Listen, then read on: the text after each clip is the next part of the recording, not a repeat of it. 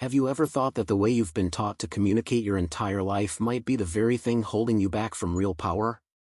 That every time you try to prove you're right, every time you engage in heated debate, every time you marshal your facts and logic to win an argument, you're actually losing? This video will change how you see persuasion, influence, and the very nature of human conviction. Because here's the uncomfortable truth: people don't change their minds through argument. They change through experience, through demonstration, through witnessing undeniable reality. And once you understand this, you'll never waste your energy on pointless debates again. Let me tell you a story about two men who wanted to change the world. The first man was brilliant, educated, armed with facts and reason. He spent his days in heated debates, writing passionate letters, arguing with everyone who disagreed with him. He was right about almost everything. And he died frustrated, bitter, having changed almost nothing. The second man rarely argued. When challenged, he would smile, nod, and then simply do what he believed was right. He let his actions speak. He demonstrated rather than debated. And he changed everything. The difference between these two men wasn't intelligence or righteousness. It was understanding a fundamental truth about human nature that most people never grasp. We live in the age of argument. Social media has turned debate into a spectator sport. We believe that if we just present the right facts, the perfect logic, the undeniable evidence, people will have no choice but to agree with us. We think truth is a hammer that can break through the walls of disagreement. But this is a delusion. A comforting lie we tell ourselves because the alternative is too disturbing to accept. The alternative is this: human beings are not rational creatures who occasionally feel emotion. We are emotional creatures who occasionally think rationally. And emotions, once hardened into beliefs, are nearly impossible to change through argument. Think about the last time you had a serious argument with someone. Really think about it. Did either of you change your position? Or did you both leave more convinced than ever that you were right? When someone challenges our beliefs, something fascinating happens in our brains. Our amygdala, the ancient part of our brain responsible for survival, interprets the challenge as a threat. Not a physical threat, but a threat to our identity, our sense of self. Because our beliefs aren't just ideas we hold. They become part of who we are. To attack someone's belief is to attack them. And when we're attacked, we don't open up. We close down. We defend. We fortify. This is why the most well-researched, fact-filled, logically airtight argument often fails completely. You're not fighting someone's ignorance. You're fighting their identity. You're fighting millions of years of evolutionary programming that says, protect yourself from threats. The more forcefully you argue, the more threatened they feel. The more threatened they feel, the more they dig in. You create the very resistance you're trying to overcome. It's like trying to open a door by pushing harder and harder, not realizing you're pushing against a door that opens the other way. Let's go back in history to understand how deeply embedded this pattern is in human nature. In ancient Greece, the sophists were professional arguers. They could take any position and defend it brilliantly. They could make the weaker argument appear stronger, the false appear true. They were masters of rhetoric, logic, and persuasion. And they were universally despised. Why? Because people instinctively understood that someone who could argue any position didn't really believe in anything. The sophists won debates but lost hearts. They proved points but changed no minds. They demonstrated that being right in an argument and being effective in the world are two completely different things. Contrast this with Socrates, who claimed to know nothing and asked questions instead of making statements. He didn't tell people they were wrong. He led them through a series of questions until they discovered their own contradictions. He made them think they were arriving at conclusions themselves. This is infinitely more powerful than direct argument because people believe their own conclusions with a conviction they'll never have for yours. But even Socrates was eventually executed for corrupting the youth. Why? Because even his method was still perceived as argument, as challenge, as threat. The city of Athens felt its identity under attack. And so they eliminated the threat. This is how seriously human beings take challenges to their beliefs. They'd rather kill the messenger than question the message. Now, let's fast forward to the modern world. Look at how companies like Apple approach competition. When Microsoft was spending billions on advertising campaigns explaining why their products were better, listing features, comparing specifications, winning every technical argument, what did Apple do? They didn't argue. They didn't debate. They didn't release white papers proving their superiority. They created experiences. They opened stores where you could touch, feel, and use their products. They made beautiful demonstrations. They showed, not told. And they didn't just win market share. They created a movement, an identity, a tribe of believers who would defend Apple products with religious fervor. Not because Apple won arguments, but because Apple created an undeniable experience. Consider Elon Musk and the electric car revolution.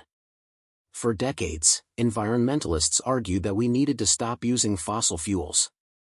They had all the data about climate change, all the moral arguments, all the logical reasons why electric cars were necessary. And for decades, almost nothing changed. People nodded, agreed in principle, and kept buying gas-guzzling cars. Then Musk didn't argue. He built the Tesla Roadster. He made an electric car that was faster, cooler, more desirable than traditional sports cars. He didn't win through argument.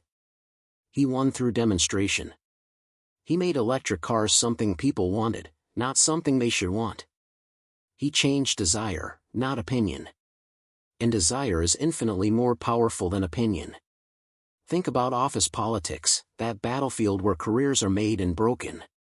The person who's always right, who always has the data, who always wins the argument in meetings, why do they so rarely get promoted? Why do they create resentment instead of respect?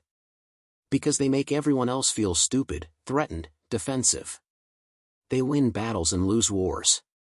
Meanwhile, the person who listens, who nods thoughtfully, who then quietly implements their vision and lets results speak, they rise. Not because they're smarter or more capable, but because they understand that power doesn't come from being right. It comes from being effective. And effectiveness requires others to willingly follow you, not resentfully submit to your superior logic. Here's where this gets really dark, really disturbing. The reason argument fails isn't just about psychology or evolution. It's about the fundamental structure of human reasoning itself. We don't reason to find truth. We reason to justify what we already believe. Psychologists call this motivated reasoning or confirmation bias, but it goes deeper than that. Studies show that when people are presented with facts that contradict their beliefs, the areas of their brain associated with reason don't activate more strongly. The areas associated with emotion do. They literally feel pain when confronted with contradictory evidence. And the response to pain is avoidance or attack, not acceptance. Even more disturbing, presenting someone with strong counterarguments to their position doesn't weaken their belief. It strengthens it. This is called the backfire effect. When you argue against someone's position with facts they can't refute, they don't abandon their position. They create new, more elaborate justifications for it. They dig deeper. They become more extreme. You, by trying to change their mind, have made their wrong belief more entrenched than it was before. This is why political polarization has accelerated in the age of information. More facts, more access to truth, more opportunity for debate hasn't created more agreement. It's created more division. Because we've been operating under a false assumption that truth is persuasive and that argument is the vehicle for truth. Let me give you an analogy that makes this painfully clear. Imagine trying to convince someone they're dreaming while they're inside the dream. You can present all the logical inconsistencies, all the impossible physics, all the evidence that this isn't real. But from inside the dream is reality. Your arguments are just more dream content. They can't wake someone up because waking up isn't a logical process. It's an experiential one. You don't argue someone out of a dream. They wake up when the dream ends or when something in the experience itself breaks the illusion. This is what beliefs are like. They're not conclusions we've reached through reason that can be unreached through better reason. They're experiential realities we inhabit. And you can't argue someone out of their reality. Now, here's where Law 9 becomes not just a strategy but a philosophical insight into the nature of truth and power. The people who truly change the world, who accumulate real lasting power, understand that reality trumps rhetoric. Always. Eventually. The entrepreneur who argues about why their startup will succeed versus the entrepreneur who quietly builds a profitable company. The artist who debates aesthetic theory versus the artist who creates work that moves people. The leader who explains why they should be followed versus the leader whose vision is so compelling that people follow without being asked. In every case, demonstration beats explanation. Results beat reasoning. Being beats arguing about being. Look at Gandhi and his approach to British colonialism. He didn't argue that British rule was unjust. Countless Indian intellectuals had been making that argument for decades with impeccable logic and moral authority. Instead, Gandhi created demonstrations. The Salt March wasn't an argument. It was an action that revealed the absurdity and injustice of British rule through spectacle, through undeniable visible reality. He didn't debate the British. He made their position indefensible by creating images and stories that bypassed argument entirely. He won through symbolic action that spoke louder than any words could.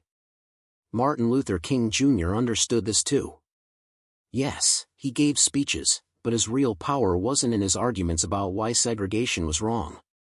Everyone, including many segregationists, already knew it was wrong. His power was in the marches, the sit-ins, the demonstrations that created images of peaceful protesters being attacked by police dogs and fire hoses. Those images didn't argue. They simply revealed a truth that no amount of debate could convey. They created an experiential reality that forced America to confront what it had been avoiding. This is power. Not the power to win arguments, but the power to create undeniable reality. In the business world, Jeff Bezos built Amazon on a principle that embodies Law 9, customer obsession demonstrated through action. While other retailers argued about online shopping, about why their approach was better, about their superior retail expertise, Bezos just kept improving the customer experience. Faster shipping, better prices, easier returns, more selection. He didn't debate competitors. He made them irrelevant by creating a reality customers preferred. When Amazon demonstrated that you could get almost anything delivered to your door quickly and cheaply, no amount of argument from traditional retailers about the value of physical shopping could compete. The experience was the argument, and it was irrefutable. Steve Jobs took this to an almost spiritual level. He famously said people don't know what they want until you show it to them. He didn't do market research because he understood that asking people what they want produces arguments, opinions, debates. Showing them something that transforms their experience produces desire, adoption, revolution. The iPhone wasn't the result of Apple winning arguments about smartphone features. It was the result of Apple creating an object that demonstrated a new possibility. When Jobs unveiled it, he didn't argue it was better. He just showed what it could do. And the demonstration was so powerful that it didn't just change phones. It changed computing, photography, communication, entertainment, and human behavior itself. But here's the twist, the part that makes this law so subtle and so powerful. Winning through actions instead of argument doesn't mean being passive or silent. It means channeling your energy into demonstration rather than debate. It means when someone questions your approach, instead of defending it with reasons, you show them results. When someone disagrees with your vision, instead of trying to convince them with logic, you build a prototype. When someone doubts your capability, instead of listing your qualifications, you deliver exceptional work. The action itself becomes an unanswerable argument. This is especially crucial in the age of social media where everyone has a platform and every disagreement can become a public spectacle. The temptation to engage, to correct, to defend, to argue is overwhelming. And it's almost always a trap. Every minute you spend arguing on social media is a minute you're not spending building, creating, demonstrating. Meanwhile, your opponents, if they're wise, are letting you waste your energy on pointless debates while they accumulate real-world results. By the time you've won 100 Twitter arguments, they've built something undeniable. They win without ever entering your arena. Think about the entrepreneurs who spend all their time on podcasts explaining their vision versus the ones quietly executing. The former might seem more visible, more thought leaderish, more persuasive. But the latter, if they succeed, don't need to persuade anyone. Their success is the persuasion. Reality has a way of settling all arguments eventually. The entrepreneur with $1 billion company doesn't need to debate business strategy with critics. The existence of the company is the answer to every criticism. This is why the most powerful people often seem quiet, even boring. They're not wasting energy on argument. They're directing all their power toward action. Let's talk about the psychology of why this works so profoundly. When you argue with someone, you create a dynamic of opposition. You versus them. Your idea versus their idea. This immediately triggers competitive instincts. Even if they might have agreed with you initially, the act of being argued at makes them want to disagree. It's a status thing, a pride thing, a tribal thing. But when you demonstrate without arguing, when you simply act and let them observe, you remove opposition. You're not fighting them. You're not threatening their status or identity. You're just showing them something. They can accept it or reject it without losing face, without feeling defeated. More importantly, when you win through demonstration, people often convince themselves. They watch your actions, see your results, and come to their own conclusions. And conclusions we reach ourselves are infinitely more powerful than conclusions others try to force on us. This is why the most persuasive form of marketing isn't advertising that argues why a product is good. It's word of mouth from trusted friends who've experienced the product. Their experience becomes your argument. And it's an argument that can't be refuted because it's rooted in lived reality, not abstract claims. Here's another layer to this law that most people miss. When you argue, you reveal your strategies, your weaknesses, your thinking. You give your opponents ammunition. You teach them how to defeat you. But when you win through actions, you remain mysterious. Your methods are hidden until the result is undeniable. By the time others figure out what you did, you've already won. This is why magicians never explain their tricks. The explanation would remove the power. The demonstration is everything.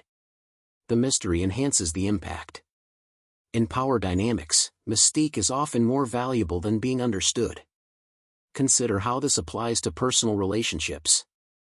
The partner who constantly argues about why they're a good partner versus the partner who simply demonstrates love through consistent actions.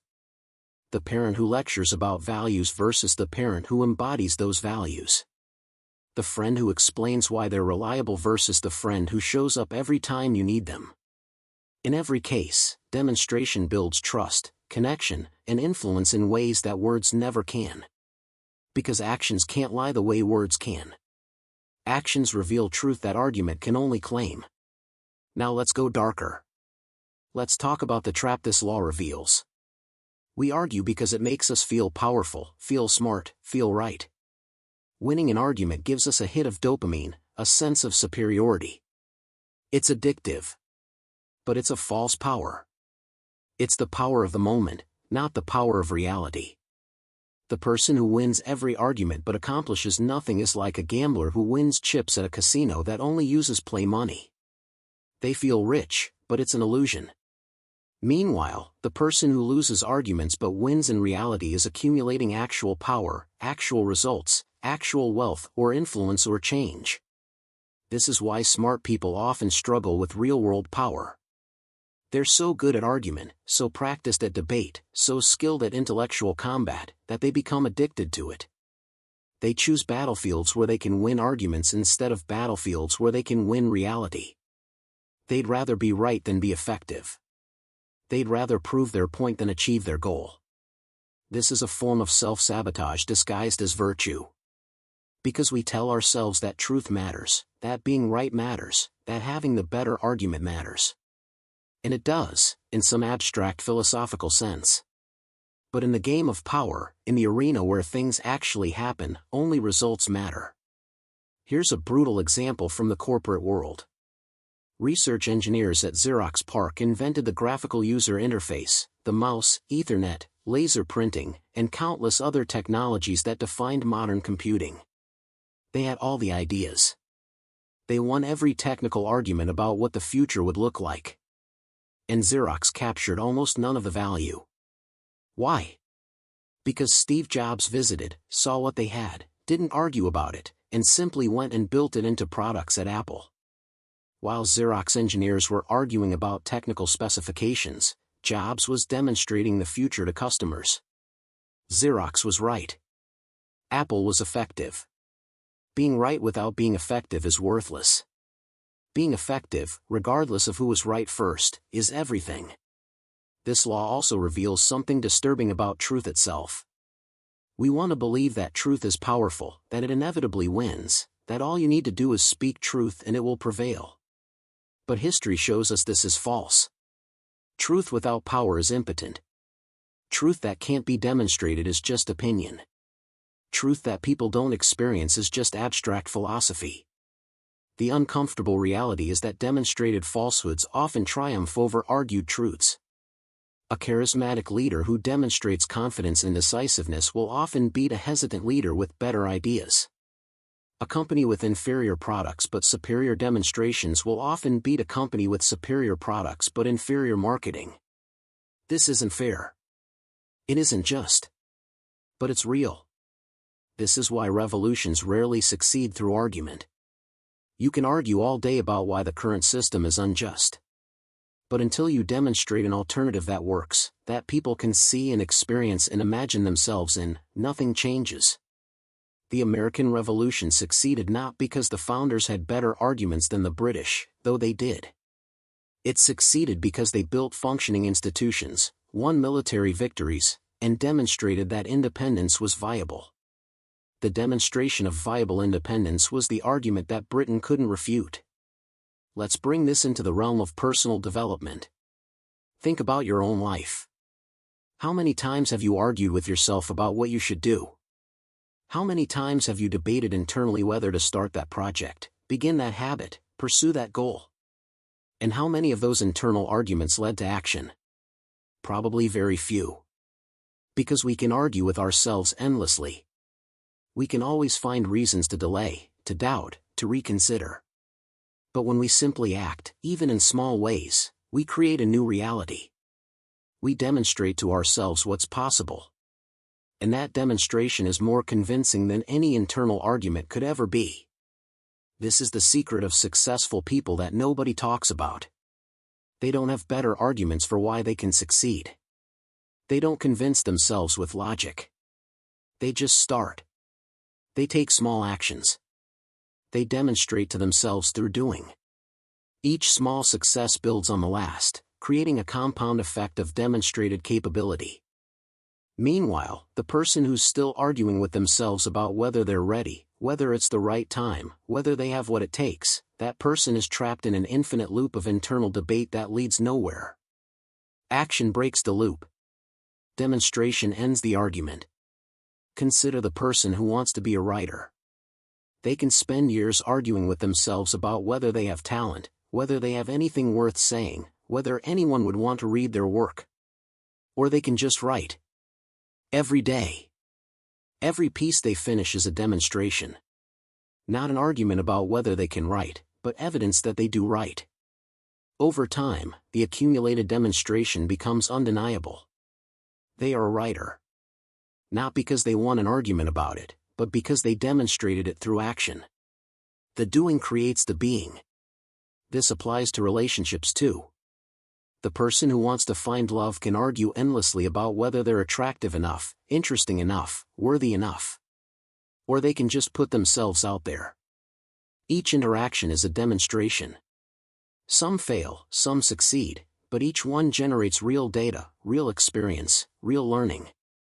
This is infinitely more valuable than any internal argument. Because the internal argument goes in circles. The external demonstration moves forward, even when it moves through failure. Failure itself is a form of demonstration. It shows you what doesn't work, which is crucial information for finding what does.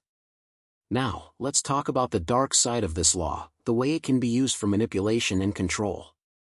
Because once you understand that people respond to demonstration rather than argument, you can create powerful illusions.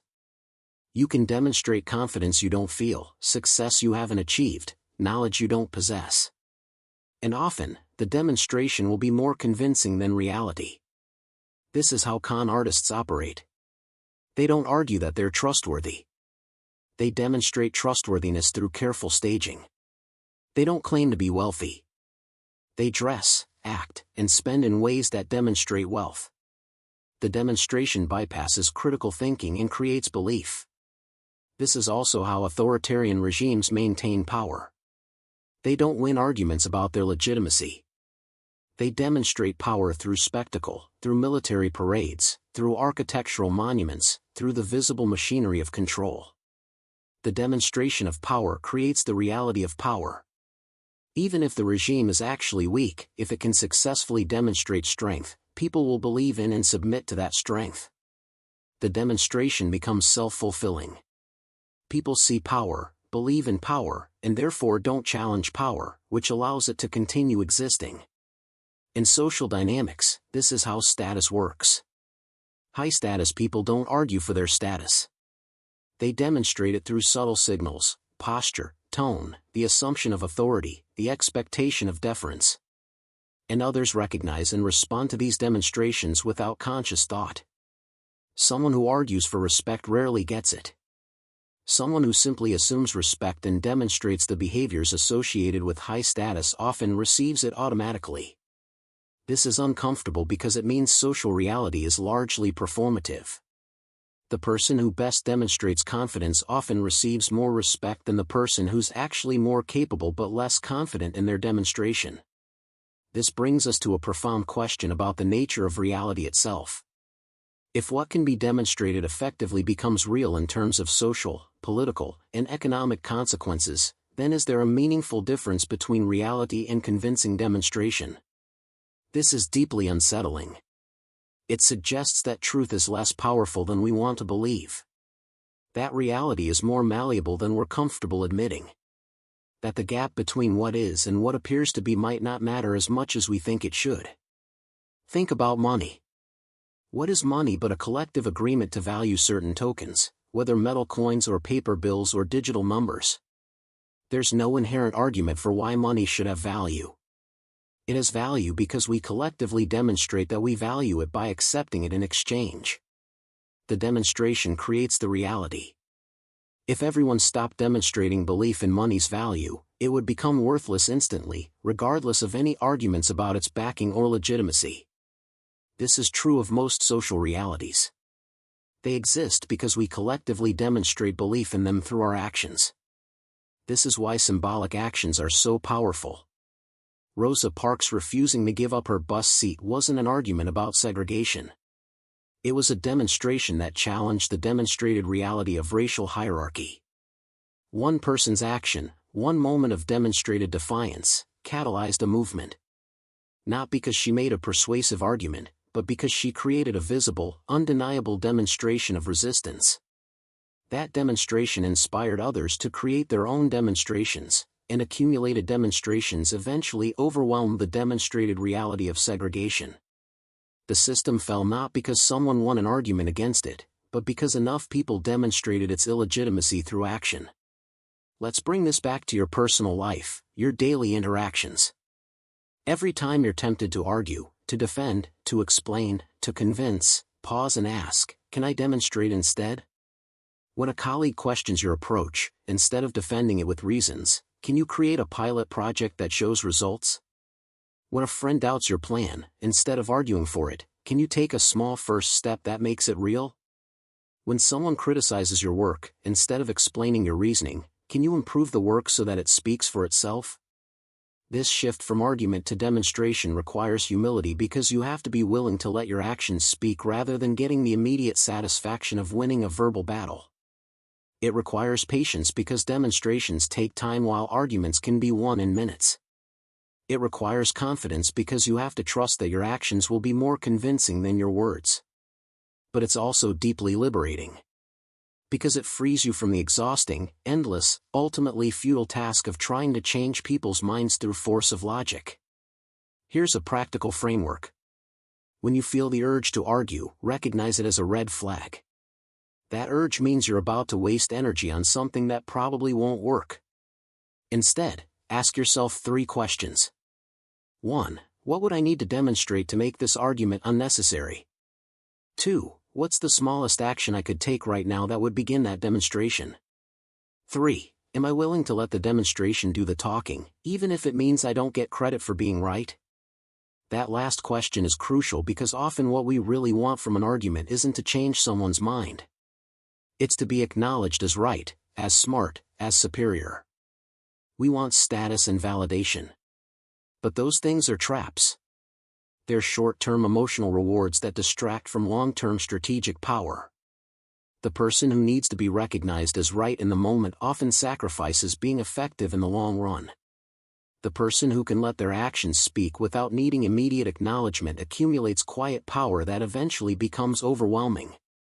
Think about the greatest scientists. Darwin spent decades quietly gathering evidence before publishing Origin of Species. He didn't argue with religious authorities about evolution. He built such a comprehensive demonstration through observation and data that his work couldn't be dismissed. Einstein developed his theories in relative obscurity, not arguing with classical physicists but working out the mathematics that would demonstrate a new understanding of reality. When their demonstrations were complete, arguments became irrelevant. The evidence spoke. The demonstrations were undeniable. This is patient power. Strategic power. Real power. In contrast, think about all the brilliant people who spent their lives in bitter academic feuds, arguing about theories, defending their positions, attacking their rivals. How many of them are remembered? How much did they actually contribute? The energy they spent on argument was energy not spent on demonstration, on discovery, on creation. They chose the immediate satisfaction of intellectual combat over the lasting power of undeniable contribution. This is a cautionary tale. Being the best arguer in your field often means you're not the best practitioner. Now, what about situations where you must engage, where silence or inaction would be interpreted as weakness or agreement? This is where subtlety comes in. You don't argue, but you don't necessarily stay silent. You acknowledge the other person's position without agreeing or disagreeing. You express appreciation for their perspective. And then you say something like, I hear what you're saying.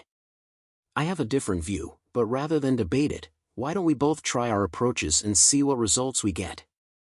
This deflects argument into demonstration. It removes opposition while maintaining your position.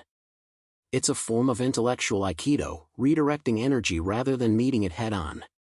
Or you use questions instead of statements. Questions don't argue. They probe. They reveal. Socrates was onto something, even if his method ultimately got him killed. The key is asking genuine questions, not rhetorical ones designed to trap people. Can you help me understand your reasoning? What evidence convinced you of this? What would change your mind? These questions either expose weaknesses in their position without you arguing, or they give you genuine insight into their thinking that might actually change your mind. Either way, you learn something and avoid wasting energy on unproductive argument. Another approach is to agree and amplify. Someone argues a position you disagree with. Instead of counter-arguing, you say, that's interesting. Let's take that logic further. What if we apply it to this situation? Often, following someone's logic to its natural conclusion reveals its flaws more effectively than arguing against it. You're not fighting them. You're helping them see where their own reasoning leads. This is powerful because they can't accuse you of attacking them.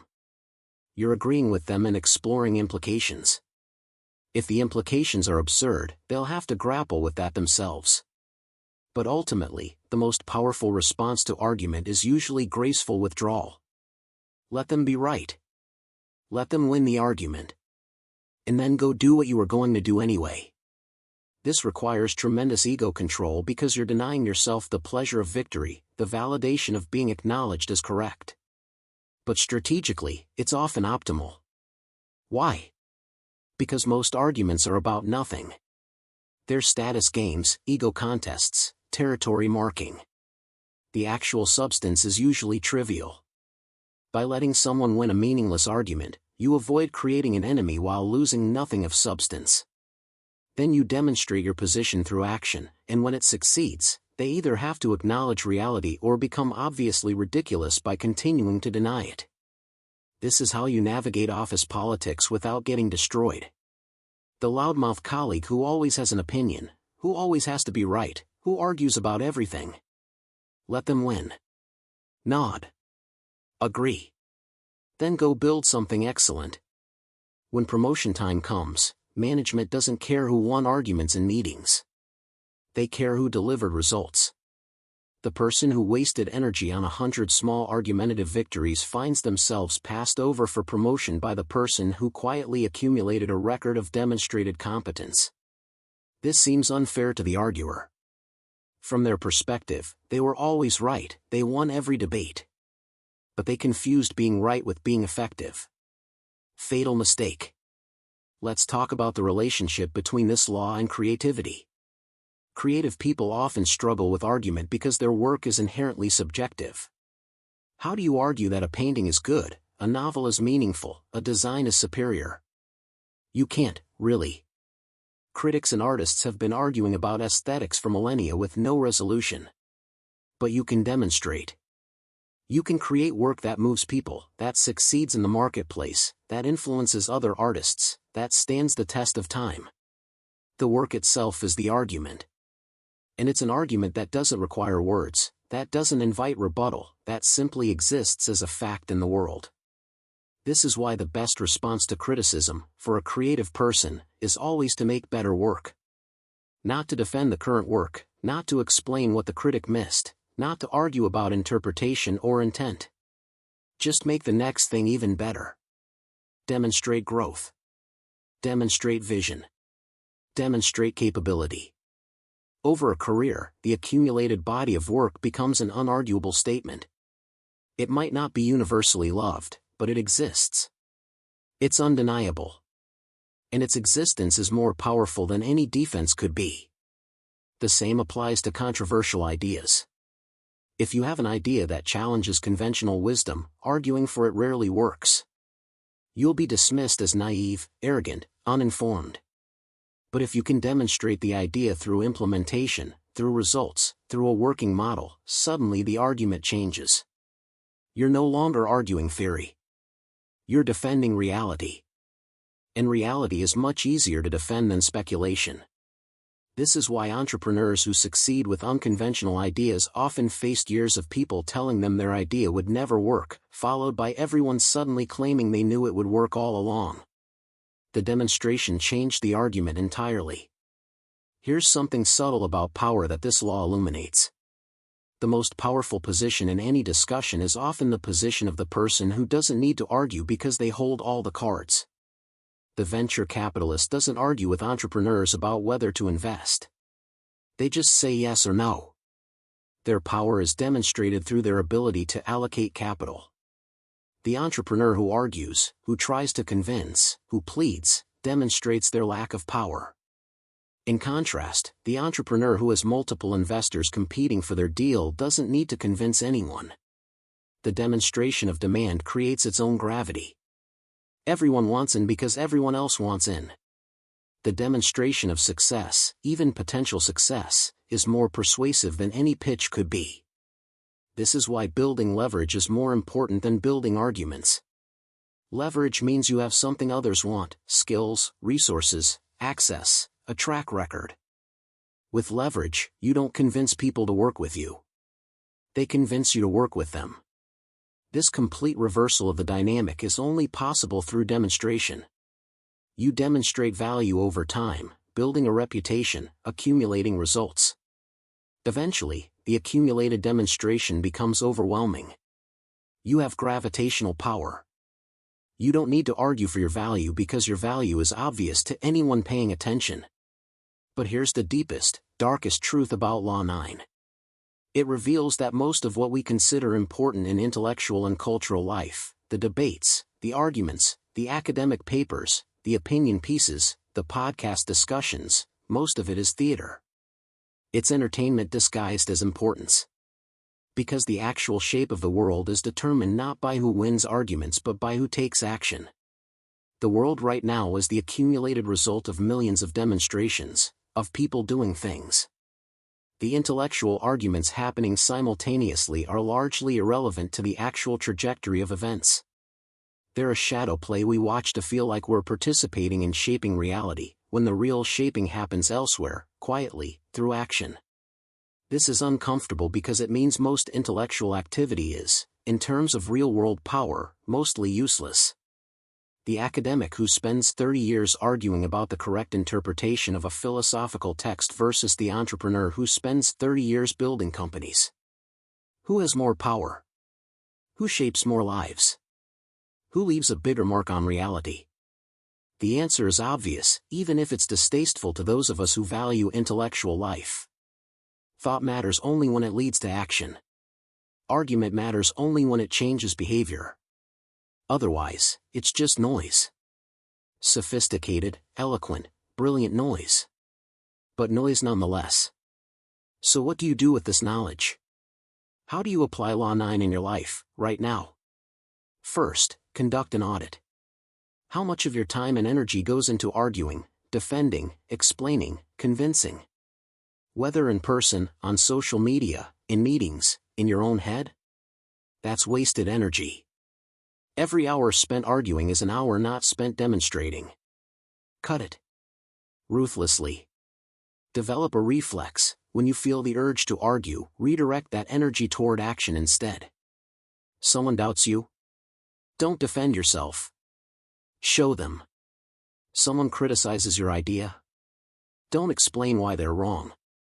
Build a prototype. Someone questions your judgment? Don't justify it. Make a decision and live with the consequences. Second, become a student of demonstration. Study people and organizations that win through action rather than argument. How do they communicate? What do they prioritize? How do they handle criticism? You'll notice patterns. They speak less than you'd expect. They show more than they tell. They let results do the talking. They're comfortable with people underestimating them because they know demonstration will correct all misperceptions eventually. They're playing a longer game than most people, accumulating real power while others accumulate hollow argumentative victories. Third, build systems and habits that force you to demonstrate rather than argue. If you're a manager, stop having long debates about strategy. Instead, run small experiments. Test approaches. Let data demonstrate what works. If you're an artist, stop explaining your vision. Just create and let the work speak. If you're trying to change your life, stop planning and discussing. Just start. Take the first step. Then the second. Let the accumulated steps demonstrate your commitment, your capability, your transformation. The demonstration will convince you more than any internal argument could. Fourth, recognize that this law isn't about being passive or avoiding conflict. It's about choosing the right battlefield. Some battles are fought with words. Most are fought with deeds. Know the difference. When someone challenges you to an argument, ask yourself, will winning this argument change anything material? If the answer is no, decline the battle. If the answer is yes, ask, would a demonstration change things more effectively? Almost always, the answer is yes. So choose demonstration. Let them win the argument. Win reality instead. Finally, embrace the patience this law requires. Argument gives immediate feedback. You win or lose in the moment. Demonstration requires faith. You act, and then you wait for results. The waiting is uncomfortable. You don't get immediate validation. You have to trust that your actions will speak eventually, but this discomfort, this delayed gratification, is what separates those who accumulate real power from those who just feel powerful in the moment. The willingness to plant seeds and wait for harvest. The discipline to build when no one's watching. The confidence to let time prove you right instead of demanding immediate acknowledgement. This is the psychology of lasting power. Think about compound interest, not just in finance but in life. Small actions, repeated consistently, demonstrating capability and commitment day after day. These accumulate in ways that argument never can. The writer who writes every day for 5 years has demonstrated something undeniable. They've proven discipline, commitment, growth. They've accumulated a body of work. No amount of arguing about being a writer matches the power of that demonstration. The person who shows up for their aging parent every week for years, who never argues about duty or love but simply demonstrates it through presence. That accumulated demonstration creates a reality, a relationship, a legacy that no words could match. This is also true of character. You can argue all day about your values, your principles, your integrity. But character is only demonstrated through action, especially action under pressure. When no one's watching. When it costs you something. When the easy path conflicts with the right path. Every choice you make is a demonstration of who you actually are, as opposed to who you claim to be. And over time, these demonstrations accumulate into reputation. Reputation is simply the accumulated demonstration of character across multiple situations. It's what people can rely on because it's been proven through action, not claimed through words. Now let's explore the corporate world more deeply, because this is where Law 9 plays out with brutal clarity. Think about how companies actually change. Not through internal debates and strategy memos, though those happen constantly. Companies change when someone, usually a rebel or maverick, just starts doing something different. They don't wait for permission. They don't argue for resources. They just demonstrate a new approach in their corner of the organization. If it works, if the demonstration is successful, it spreads. Others copy it. Eventually, management notices and either shuts it down or, if the results are undeniable, institutionalizes it as the new way of doing things. This is how Google's 20% time policy allegedly led to Gmail and other innovations. Engineers didn't argue that they should be allowed to work on passion projects. They just did it. They demonstrated that giving engineers autonomy led to valuable innovations. The demonstration was so successful that it became policy. This is power flowing from bottom to top, enabled by demonstration rather than argument. Contrast this with the countless proposals and presentations that die in committee, argued to death, perfectly logical but never demonstrated, never made real. The difference is action. Or consider how Amazon demonstrates its principles rather than just stating them. Customer obsession isn't a value they argue for in meetings. It's demonstrated through policies like their return system, their customer service empowerment, their willingness to lose money on customer acquisition. These demonstrations create a culture more effectively than any mission statement could. Employees see what the company actually rewards, what it actually prioritizes, and they align their behavior accordingly. The demonstrated values become the real values.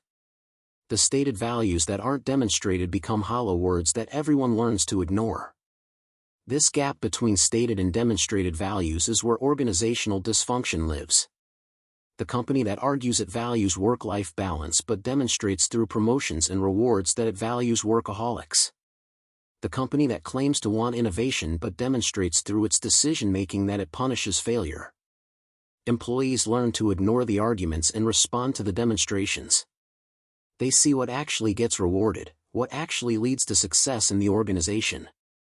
And they adapt accordingly. This is why culture change through argument and communication rarely works. Culture changes when leadership demonstrates new values through consistent action, especially when that action is costly or difficult. Let's shift to politics, where the gap between argument and demonstration often determines who holds power. Politicians argue constantly. It's their job. They debate policy, they defend positions, they attack opponents. But the politicians who actually gain and keep power are those who demonstrate effectiveness. They deliver for constituents. They pass legislation. They solve problems. They create visible, tangible improvements. The politician who wins every debate but delivers no results loses to the politician who's inarticulate but gets things done. Because voters ultimately respond to demonstrated effectiveness more than argumentative skill. This is why political outsiders sometimes succeed against polished professionals. The professional politician is better at arguing, better at debating, better at articulating policy positions. But the outsider can position themselves as someone who demonstrates results in other domains. The businessman who claims he'll run government like a successful company. The military leader who demonstrates decisiveness and leadership. The activist who demonstrates commitment to a cause. These demonstrations of effectiveness in other arenas can overcome lack of traditional political skills. Because the demonstration creates credibility that argument alone can't establish. But here's where this gets really dark in politics. Authoritarian leaders understand Law 9 instinctively.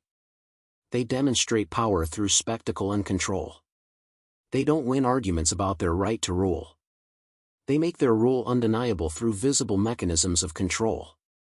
The military parade isn't an argument for military strength. It's a demonstration. The surveillance state isn't an argument for authority.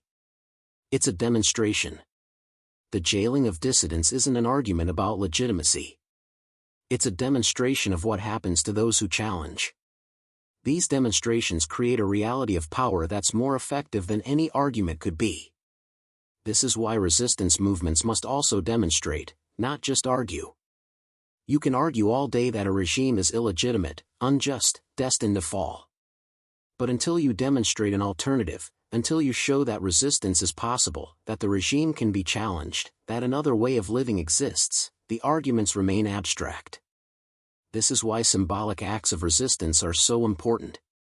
They're demonstrations that break the spell of the regime's demonstrated power. They show that the emperor has no clothes, not through argument but through action that reveals truth. Let me tell you about something fascinating from behavioral psychology that illuminates why demonstration works where argument fails. It's called the consistency principle. Once people take an action, even a small one, they feel psychological pressure to align their beliefs with that action. So if you can get someone to act in a way that's consistent with what you want them to believe, their beliefs will often follow. This is the opposite of argument, which tries to change beliefs first in hopes that actions will follow. Demonstration, especially demonstration that involves participation, changes behavior first. Beliefs catch up later. This is why trial samples work so well in marketing. The company isn't arguing that their product is good. They're getting you to demonstrate to yourself that you'll use it. Once you've used it, consistency pressure makes you more likely to believe it's good and to purchase it. The demonstration creates the belief, not the other way around. This is why cults use initiation rituals. They get members to take actions, often costly or embarrassing actions, that demonstrate commitment. Once you've taken those actions, you feel pressure to believe the cult's teachings to justify your actions. The demonstration entraps you more effectively than any argument could. Sales professionals who understand Law 9 don't pitch features and benefits. They create experiences. They get you to test drive the car, to try on the clothes, to use the software demo. They let you demonstrate to yourself that you want the product. They remove friction from your ability to act. Because once you act, even in small ways, you're much more likely to continue acting in that direction. This is why free trials work. Why money-back guarantees work. Why try before you buy works. All of these lower the barrier to demonstration, letting you experience rather than being argued at. This applies to personal influence too. If you want to change someone's behavior, arguing about why they should change rarely works. But if you can get them to take one small action in the direction you want, consistency pressure helps. The person trying to quit smoking has heard all the arguments about why smoking is bad. More arguments won't help. But if you can get them to demonstrate to themselves that they can go one day without smoking, that demonstration creates possibility. It shows them they're capable. Then maybe 2 days. Each demonstration builds on the last, creating a new self-image. I'm a person who can quit. I'm a person who is quitting. I'm a person who has quit. The demonstration creates the identity. This is the secret of Alcoholics Anonymous and similar programs. The argument you should stop drinking has been heard and rejected countless times. But the demonstration I will not drink today, repeated daily, shared publicly in meetings, creates a new reality through accumulated action. Each day sober is a demonstration. The accumulated demonstrations become a new life. The program works not through better arguments about sobriety but through structured, supported demonstrations of sober living. Let's talk about education, because this is an arena where we've gotten Law 9 catastrophically wrong. We teach through argument and explanation. The teacher argues why something is true, explains how something works. The student is supposed to believe through force of logic and accept through trust and authority. But this is backwards. Real learning comes from demonstration. From doing, from experiencing, from discovering. The math student who solves problems learns more than the student who listens to lectures. The science student who conducts experiments learns more than the student who memorizes facts. The language student who speaks learns more than the student who studies grammar. This is why apprenticeship used to be the dominant form of education. You didn't argue about how to be a blacksmith or a carpenter or a baker. You demonstrated. You practiced under guidance. You made mistakes and corrected them. You accumulated skill through repeated demonstration. The master didn't convince you that you could do it. You demonstrated to yourself through doing that you could do it. This is deeper learning, more lasting learning, than any amount of explanation provides. Modern education's obsession with explanation and argument, with lectures and readings, with telling rather than showing, produces students who can argue about concepts but can't demonstrate competence. They can explain historical events but can't analyze current events. They can recite scientific principles but can't design experiments. They know about things without being able to do things. This is backwards. Doing should come first. Understanding follows from doing. But we've convinced ourselves that understanding must precede doing, that you need to know before you can act. This is false. Action generates understanding more reliably than study generates action. Think about how you actually learn the most important skills in your life. How to walk, to talk, to read, to ride a bike, to drive, to cook, to form relationships.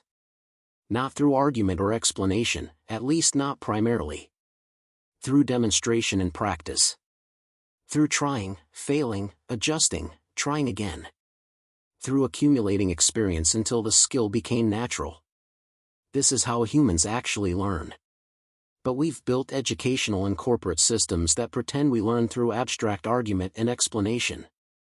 Then we wonder why there's such a gap between what people know and what they can do. Now let's address something crucial, the relationship between Law 9 and truth. Because you might be thinking, if demonstration is more powerful than argument, doesn't that mean lies can triumph if they're demonstrated well? And the uncomfortable answer is yes. This is the dark heart of this law. Effective demonstration can make false things believed and true things ignored. This is how propaganda works. Not through argument but through repeated demonstration. The Nazi rallies weren't arguments for fascism. They were demonstrations of power, unity, purpose.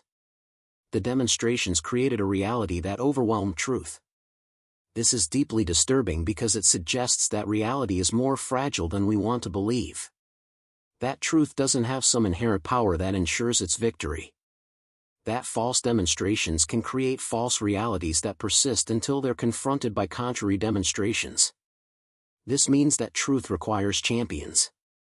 People willing not just to argue for truth but to demonstrate it through action. Scientists who conduct experiments. Journalists who investigate and report. Whistleblowers who reveal hidden truths at personal cost. These people don't win through argument. They win through demonstration that makes truth undeniable. This is also why documentation matters. Why evidence matters.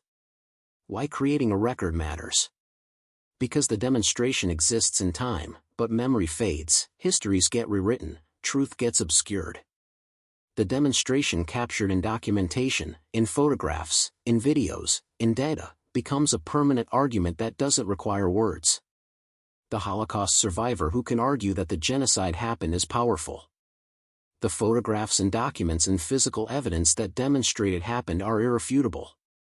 The demonstration preserves truth in a way that testimony alone cannot. In your personal life, this means creating evidence of your work, your growth, your contributions. Not to brag, but because memory is unreliable and credit is often misattributed. The designer who photographs every project. The writer who keeps copies of everything they've written. The employee who documents their contributions. These aren't acts of ego. They're acts of strategic preservation. When someone questions what you've accomplished, you don't argue. You show. The demonstration, preserved and presented, ends the argument instantly. Let's return to the theme of energy and focus. Because this is ultimately what Law 9 is about, where you direct your finite life energy. Every human has limited time, limited attention, limited energy. These are the most precious resources you have. An argument is one of the most wasteful ways to spend these resources. Think about the last significant argument you had. How much time did it consume? How much emotional energy? How much mental real estate did it occupy for hours or days afterward? Now think about what you could have created, built, or accomplished with that same energy. This is the opportunity cost of argument. It's not just that arguments rarely change minds. It's that the energy spent arguing is energy not spent creating undeniable value. The entrepreneur arguing with skeptics about their business idea versus the entrepreneur spending that same energy talking to customers and refining the product. After 6 months, one has won some arguments. The other has built something real. The demonstrations compound. The arguments evaporate. This is why the most effective people often seem to ignore criticism. They're not ignoring it because they're arrogant. They're ignoring it because they've done the math.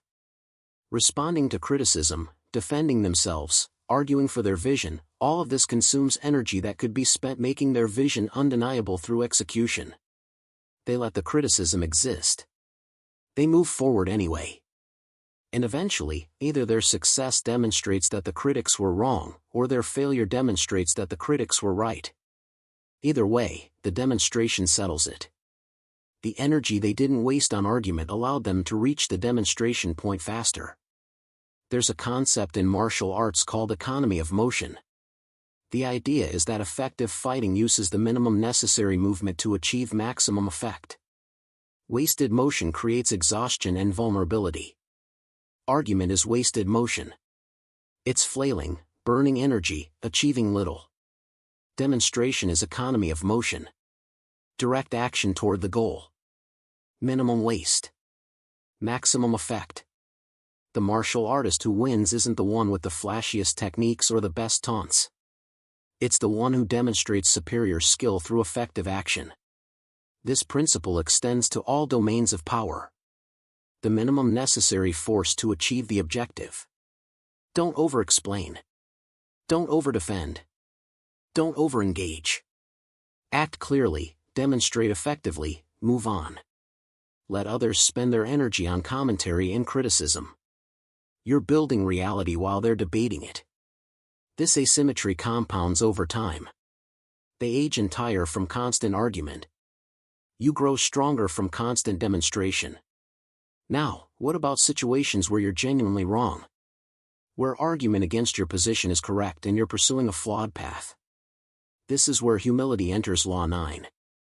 The law isn't about being stubborn or ignoring feedback. It's about recognizing that demonstration, including demonstration of failure, is how you actually learn. If you're wrong, arguing that you're right won't help.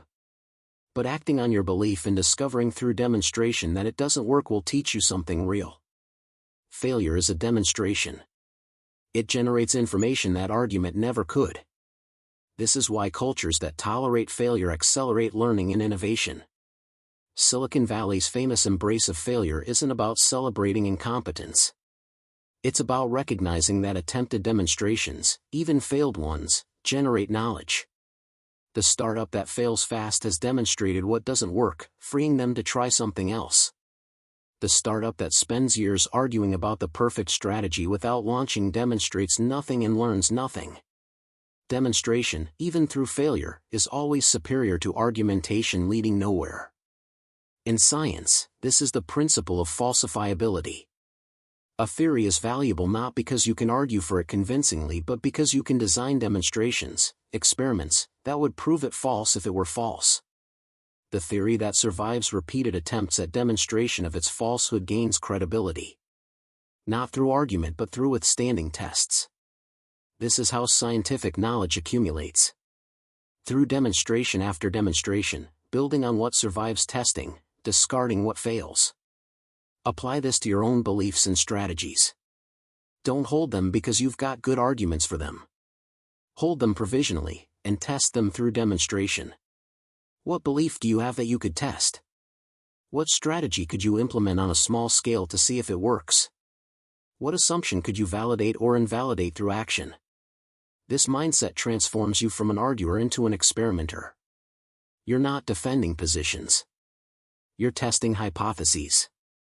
And you're willing to let demonstrations change your mind in ways that arguments from others never could. This brings us to leadership. The leader who leads through argument is explaining, justifying, convincing. This creates a dynamic where followers are constantly evaluating whether to follow based on the persuasiveness of the argument. Their commitment is conditional and intellectual. It's weak. The leader who leads through demonstration, who embodies their values, who shows through action what they expect, who demonstrates capability and commitment, creates a different dynamic. Followers aren't convinced intellectually. They're inspired experientially. They see someone living what they preach. This creates deep loyalty and commitment. Think about the leaders who've inspired you most in your life. Probably not the ones who had the best arguments or gave the best speeches, though those might have been part of it. The leaders who truly inspired you demonstrated something. They showed you what was possible through how they lived, how they acted, how they handled adversity. They were living demonstrations of the principles they espoused. This congruence between words and actions, this integrity where demonstration matches declaration, this is what creates followership that survives difficulty and doubt. The opposite, the leader whose actions contradict their words, loses all credibility. It doesn't matter how good their arguments are if their demonstrations contradict them.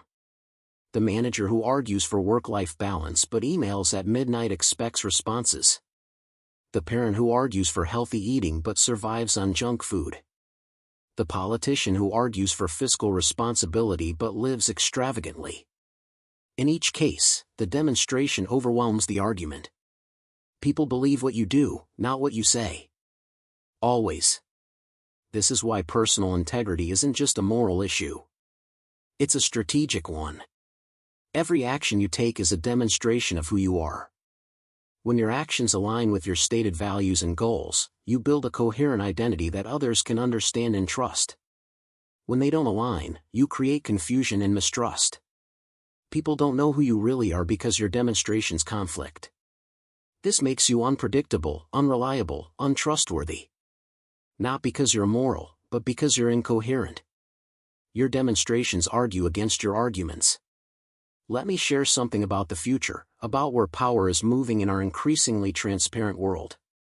We're entering an era where demonstrations are more visible than ever before.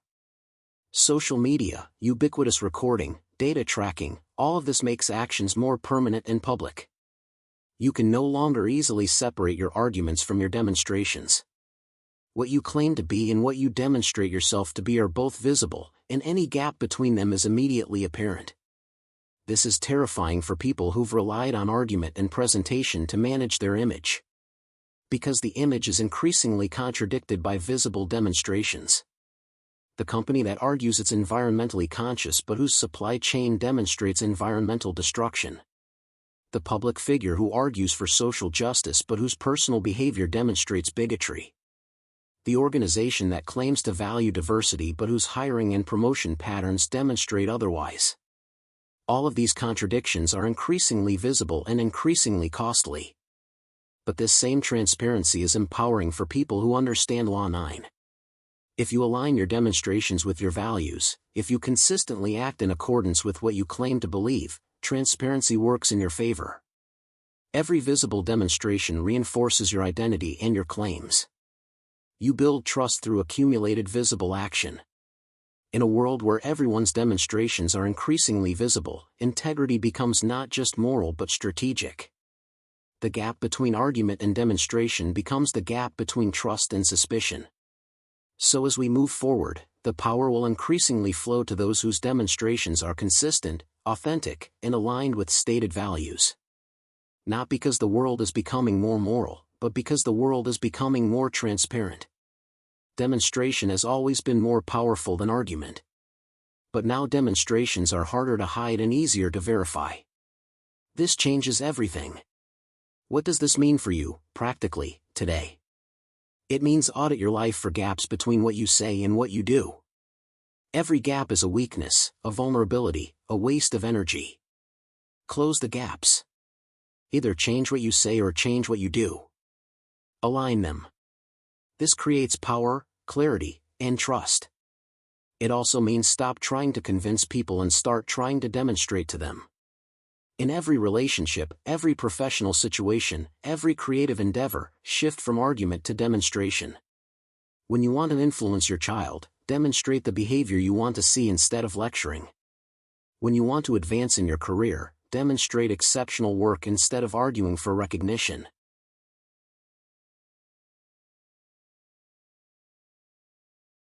When you want to change society, demonstrate alternative ways of living instead of critiquing the current system. In every case, the demonstration is more powerful, more lasting, more transformative than the argument could be. Here's your final test. For the next 30 days, refuse to argue.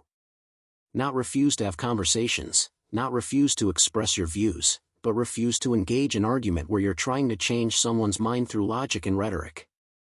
Instead, every time you feel the urge to argue, redirect that energy into demonstration. Into action that shows rather than tells. Keep a log of instances where you would have argued but demonstrated instead. At the end of 30 days, evaluate which approach was more effective at actually changing outcomes, relationships, and your own life trajectory. I predict you'll find that your most satisfying moments came not from arguments won but from demonstrations completed. From actions taken, projects finished, commitments kept. You'll find that relationships improve not through resolution of debates but through consistent demonstration of care and presence. You'll find that your goals advanced not through convincing yourself you could achieve them but through daily demonstrations of effort toward them. This is the power of Law 9 made tangible in your life. The philosophical question we're left with is profound and unsettling. If demonstration is more powerful than argument, if reality is shaped more by action than by reason, what does this mean for truth, for justice, for the values we claim to hold dear? Because the uncomfortable answer is that these things don't protect themselves. They don't have inherent power. They require champions willing to demonstrate them through action, through sacrifice, through consistent behavior even when it's difficult or costly. Truth survives only through people willing to speak it at risk to themselves. Justice survives only through people willing to act justly when injustice would be easier or more profitable. Compassion survives only through people willing to demonstrate care for others when indifference would be simpler. These values, these ideals we argue about endlessly, they mean nothing without demonstration. They're just pleasant concepts, just words we like the sound of. They become real only through accumulated demonstrations by people who believe in them enough to live them. This is the deepest meaning of Law 9. Power doesn't come from being right. It comes from being real. From manifesting your beliefs in the physical world through action. From creating demonstrations that accumulate into undeniable reality. From building, creating, doing, living in alignment with what you claim to value. This is hard. It's harder than arguing. Because arguing requires only words, only cleverness, only temporary effort. Demonstration requires sustained action, risk, commitment, the possibility of visible failure. But this difficulty is also its power. Precisely because it's hard, precisely because it requires real commitment, demonstrations carry weight that arguments never can. When someone has risked something, built something, sacrificed something to demonstrate their belief, that demonstration compels respect and attention in ways that clever arguments never will.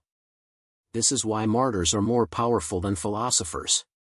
Why founders are more influential than critics. Why parents who demonstrate love shape children more than parents who explain it. So the question isn't whether you agree with Law 9. Agreement is just another form of argument, just more words. The question is, what will you demonstrate? What reality will you create through your actions? What truth will you make undeniable through how you live? These questions can't be answered with arguments. Only with demonstrations. Only with the accumulated actions of your life. Only with what you actually do when no one's watching and what you consistently do when everyone is. This is the essence of power. Not the power to convince, to persuade, to win arguments. But the power to create reality. To demonstrate truth. To manifest possibility. To show rather than tell. To be rather than argue about being. This power is available to anyone willing to redirect their energy from argument into action, from defense into demonstration, from explaining into exemplifying. And once you taste this power, once you experience the satisfaction of letting your actions speak, once you see how much more effective demonstration is than argument, you'll never want to go back. Because you'll understand that every moment spent arguing was a moment stolen from creating the reality you actually wanted. Every argument was a distraction from the real work of building, becoming, and demonstrating the life and the values you claim to believe in. So stop arguing. Start demonstrating. Let your life be the argument that needs no defense because it's undeniably real. This is Law 9. This is power. This is how you win not just debates but reality itself. What will you demonstrate today?